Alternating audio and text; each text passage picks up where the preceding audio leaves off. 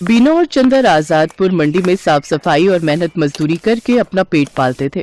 शादी के तकरीबन 2 साल बाद बीना गर्भवती हुई। दोनों ही पति पत्नी इस बात से बहुत खुश थे और बेसब्री से नए मेहमान के आने का इंतजार कर रहे थे, लेकिन होनी को शायद कुछ और मंजूर था। एक शाम जब दोनों काम से घर लौट रहे थे तो रास्ते में रेल पटरी क्रॉस करते वक्त चंदर का पैर पटरी में फंस गया।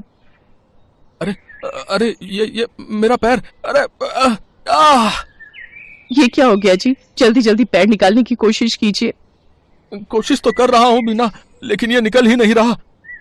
बीना भी उसकी मदद करने की कोशिश करती है, लेकिन उसका पैर बाहर नहीं निकल पाता। तभी उन्हें ट्रेन की आवाज आती है। जल्दी कीजिए जी, ट्रेन आ रही है। बीना, मुझे लगता है कि मेरा जाने का वक्त आ गया। तुम जाओ यहाँ से और अपना और मेरे बच्चे का ध्यान रखना।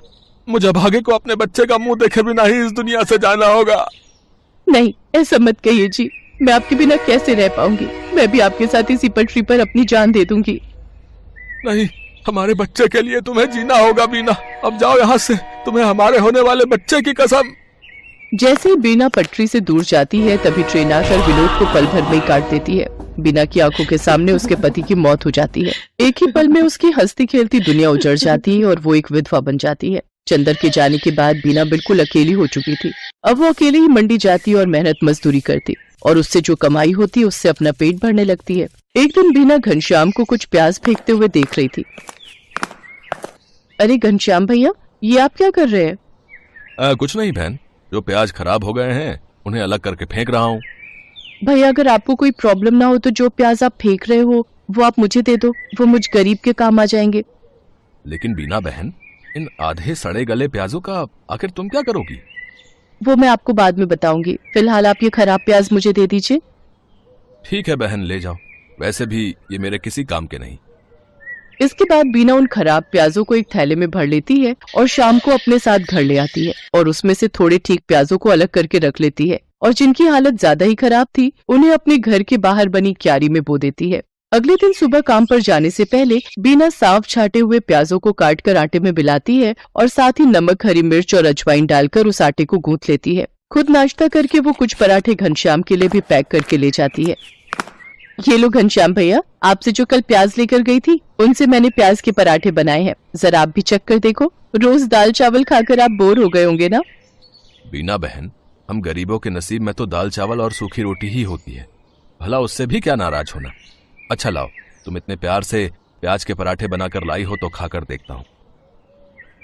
घनश्याम को बीना के हाथ के बने प्याज के पराठे बहुत पसंद आते हैं। ऐसे ही कुछ समय बीत जाता है। बीना को अब 7वां महीना लग गया था, जिस वजह से वो मजदूरी नहीं कर पा रही थी, जिस वजह से उसके घर खाने पीने की तंगी हो गई थी। ऐसे ही एक रोज जब वो खाना बनाने जाती है तो देखती है कि राशन के सभी डिब्बे खाली हैं। हे भगवान, एक बार को मैं तो भूखी रह लूंगी, लेकिन मेरे अंदर पल रही ये नन्ही जान कैसे भूखी रहेगी? इस हालत में तो कोई मुझे काम भी नहीं दे रहा, अब क्या करूं? हाँ, याद आया, अपनी जमीन में थोड़े प्याज उगाए थे ना, क्यों ना उनको निकाल लूं, वो अब पूरी तरह पक गए होंगे। बीना उन प्याजों को निकालती है और पड़ोस से थोड़ा आटा उधार मांग कर ले आती है। उसके बाद स्वादिष्ट प्याज के पराठे बनाती है। उसके पराठों की खुशबू को सूंघते हुए उसकी पड़ोसन आरती वहाँ पहुँच जाती है। अरे वाह बीना, तेरे घर से तो बड़ी ही अच्छी खुशबू आ रही है। आखिर क्या बनाया है तूने? कुछ नहीं बहन, ये प्याज के पराठे बनाए हैं। लो, तुम भी खाकर बताओ कैसे बने हैं।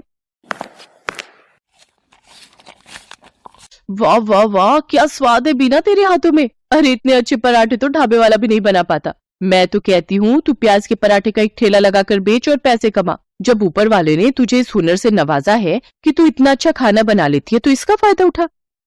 उसकी बात बीना को सही लगी और वो मदद के लिए घनश्याम के पास जाती है। घनश्याम के पास एक पुराना ठेला था जिस पर वो गलियों में जाकर प्याज बेचता था, लेकिन जब उसने मंडी में खुद की दुकान ले ली तब से वो ठेला बेकार ही खड़ा रहता था।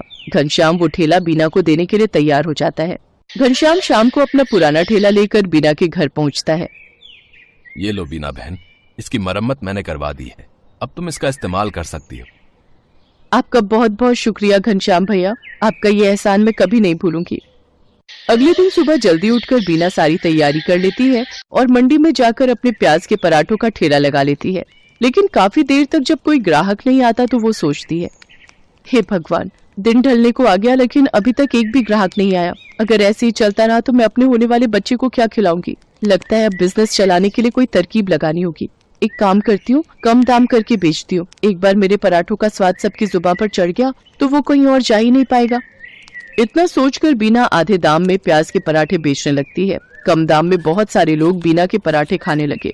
कुछ दिन बीना ने सबको कम दाम पर ही पराठे बेचे, लेकिन फिर जब उसके ग्राहक बढ़ गए तो उसने रेट बढ़ा दिए। लेकिन तब तक वो पूरी मंडी में प्याज के पराठों वाली के नाम से मशहूर हो चुकी थी।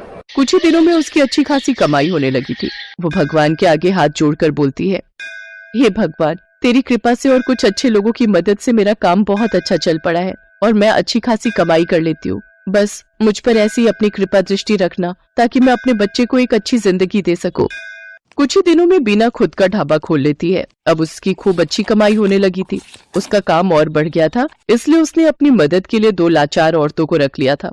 बीना की डिलीवरी का समय भी आ गया और उसने एक बेटे को जन्म दिया। महीने भर का रेस्ट लेने के बाद वो वापस काम पर जाने लगी और अपने साथ अपने बच्चे को भी ले जाती। अब वो काम संभालने के साथ साथ अपने बच्चे की भी अच्छी परवरिश करने लगी और खुशी खुशी उसके साथ रहने लगी।